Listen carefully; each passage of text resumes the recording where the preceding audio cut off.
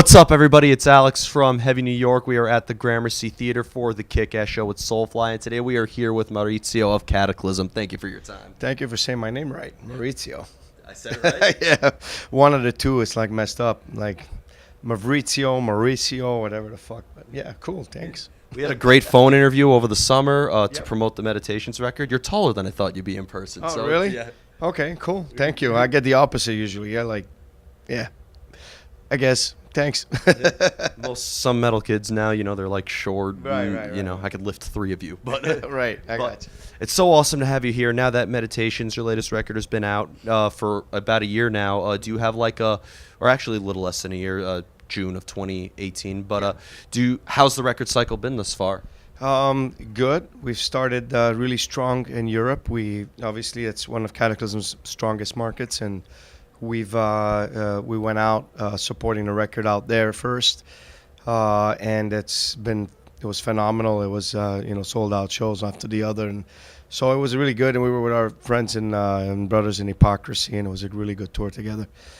So now we're starting to get into the U.S. part of it, and unfortunately we couldn't do the whole Soulfly tour because my wife is expecting, and she's congrats. Thank you. So she's like holding on, to dear life until I get home because she's like this big right now, and it got anticipated that it's coming earlier, so I had to cancel the last week of the tour. So, but other than that, this is the first tour really for Meditations in the U.S., and we're really happy to be here. It's really been good so far. So, cool.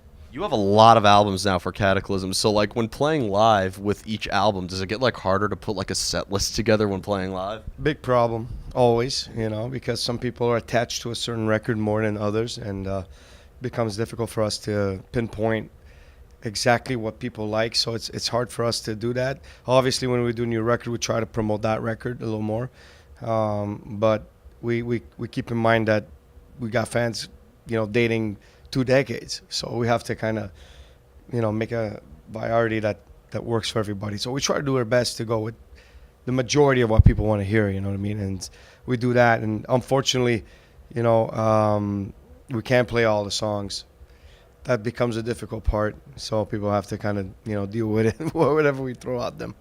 So yeah. Now, at this point, because you mentioned 2 decades, at this point in your career, do you have a formula that you always have when writing new music, or has the making of every record been its own experience and its own approach? There's always going to be a base to everything, and Kataklysm's always been, having its own identity regarding that. But we've never treated an album the same. We've never been, this is what we have to do.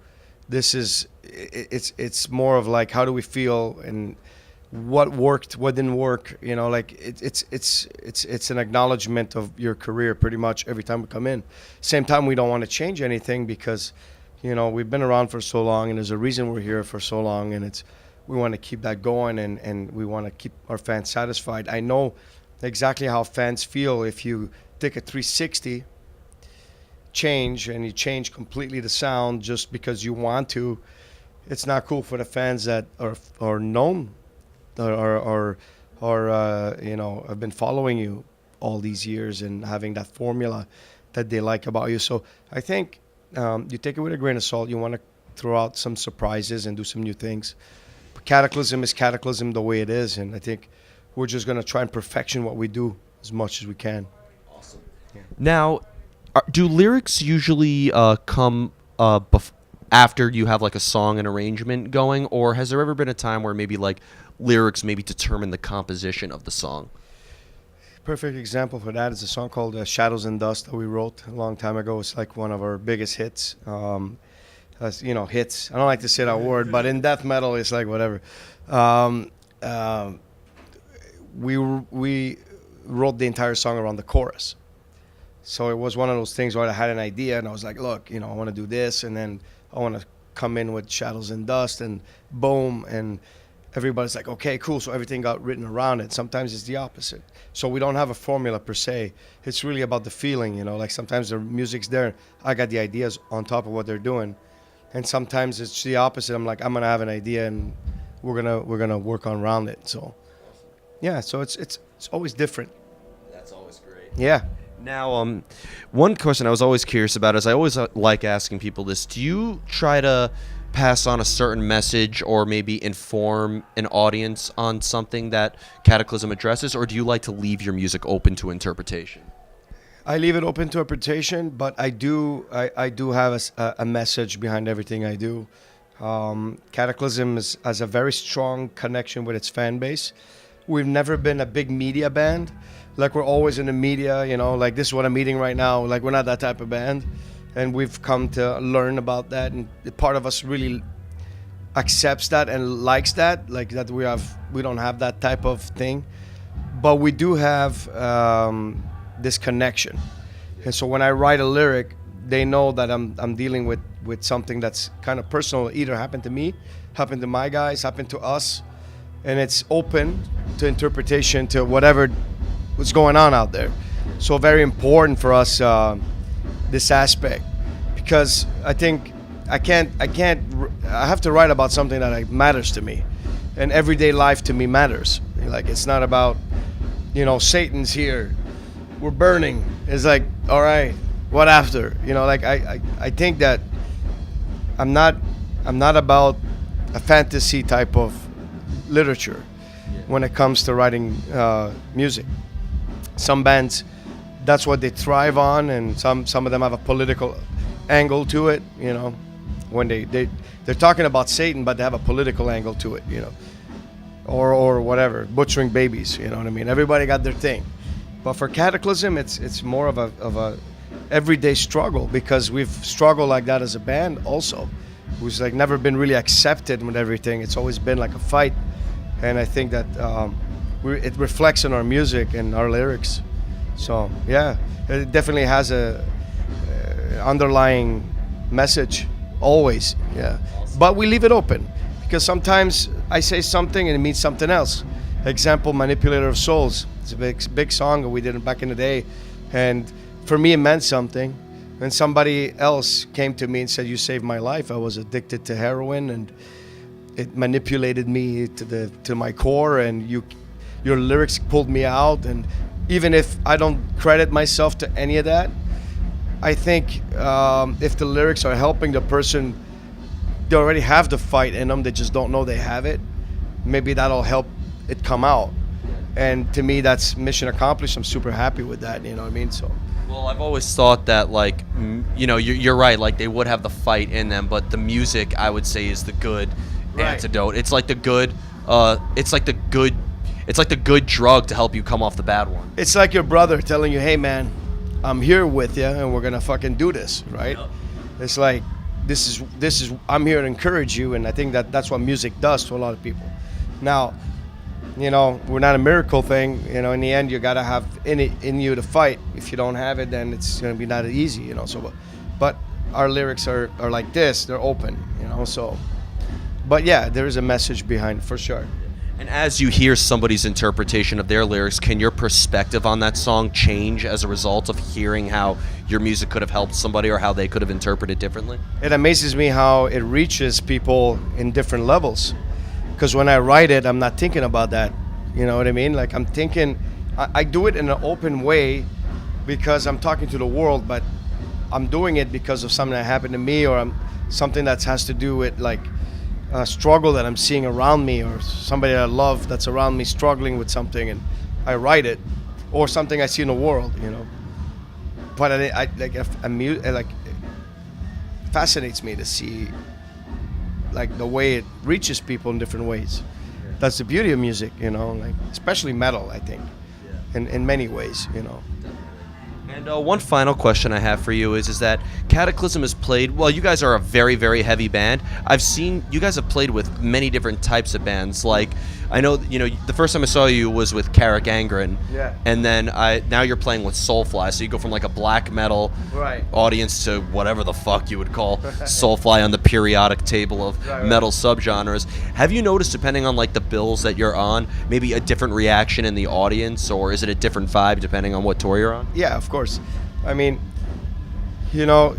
this band has toured with anything from Dimo Borgir to Chimera to Shadows Fall to Soulfly to Devil Driver to, just so many bands out there. We were on Ozfest as well. So I noticed that when we tour, let's say with bands like Soulfly, for example, the audience they have connect way more. I think because of the social aspect of Cataclysm, or if we would do a show with Hatebreed, it would like, I think we would connect on a much higher level. You know, some of the bands like in the black metal scene or whatever are more in the artistic world, and I think that they have a fan base that's different than the one we have. Like you said before, our lyrics are not about certain things. They're, you know, writing about a horror story or something like that, or, you know, like Cannibal Corpse butchering babies or whatever the fuck, you know.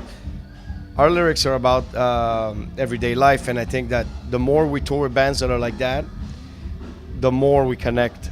And I think that's just the way our music is bound. So the cool thing is our music, as far as music is concerned, not lyrics now, we're able to connect with different, like everything, because we have influence from all over the world, you know, like as far as music is concerned. You'll have a black metal thing in there, or a dissection type of riff, and then that'll turn into like, I don't know, a Pantera Len riff. You know, Cataclysm just has that type of finesse in moving its music. So we're kind of a band for everybody in that sense. But as far as, you know, what you're looking for as a fan, if you're looking for a very artistic band with all this artistic feel and everything, we might not be that band. But if you're looking for more of like a, I don't know, Slayer or Pantera, or type of straight to the point, this is what we are, then Cataclysm might come reach you more.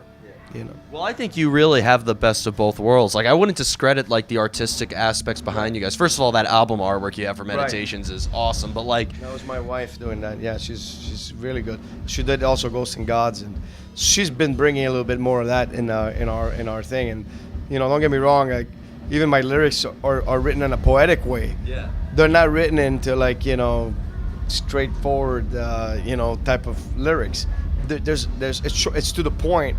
But it is artistic. I'm not taking any artistic value away from Cataclysm. I think that we're definitely an artistic band. I think that just the level of it. Yeah. You know, some bands are all about, you know, like you know, I'm the type, if I see an artwork and just a bunch of paint thrown everywhere, and somebody says, "Wow, that's the biggest, you know, artistic thing ever," I'm gonna be like, it's just a bunch of fucking paint thrown on the fucking, just the way I see it. Right? I went to art school, so any of my art school friends watching this, yeah, don't get pissed off. Because I totally get your point, but my point is, it's just a bunch of fucking paint thrown on. You know my point? So it's like, but if I see something where there's a cabin, and then there's a sun, there's some crazy, you know, abstract shit going on in the background, but there's some sort of coercion that connects everything, that's more my type of art. Yeah. So everybody's different with that. Yeah. Right? Yeah. Although it is all kinds of fucking paint thrown on the I'm just because he said that. I'm naming this episode of this show that. A bunch of fucking paint. Right. Yeah. So, but I'm just saying, like, it's everybody to each own, like, to each his own.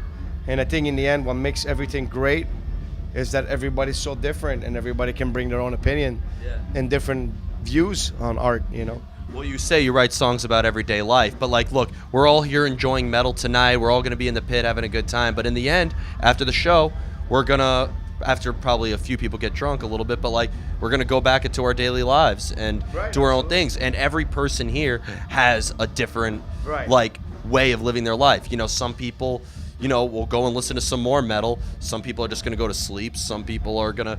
Well, we have one thing in common. All of us that are here tonight, other than being metalheads, or some are not, or just coming for the experience, we have one thing in common. It's the release. Yep. You know, us as musicians on stage, you know, some people need the gym, we need the music on stage to perform. And people that come in everyday life that need to get the fucking release out, they come and experience the same thing. So we're doing the same thing, just in a different, you know, I'm on the stage, you're there, you know. I see you at the same level, we're doing the same things, you know, just different. That's what connects, I think, all of us on a concert. Then tomorrow, we start a battle again, you know.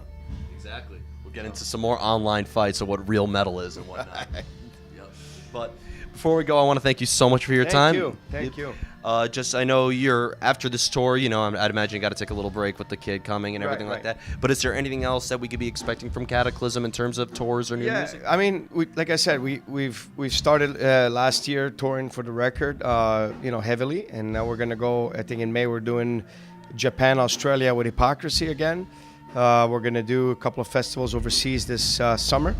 We're doing one here in Montreal in Canada up here, Heavy MTL. That's getting announced tomorrow, so by the time this comes out, they'll know. And then we got a big tour lined up, a headlining tour in Europe. That's big. That's going to be coming out. When is this coming out? This is going to be uploaded by midnight tonight. Oh, I can't say it. Okay.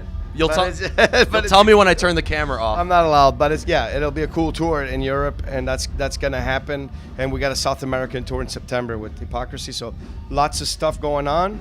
And we will be back to do finally a headliner in the U.S. Early next year. Awesome. And that's going to be for this record, but we can't do it before because of all the craziness that's going on.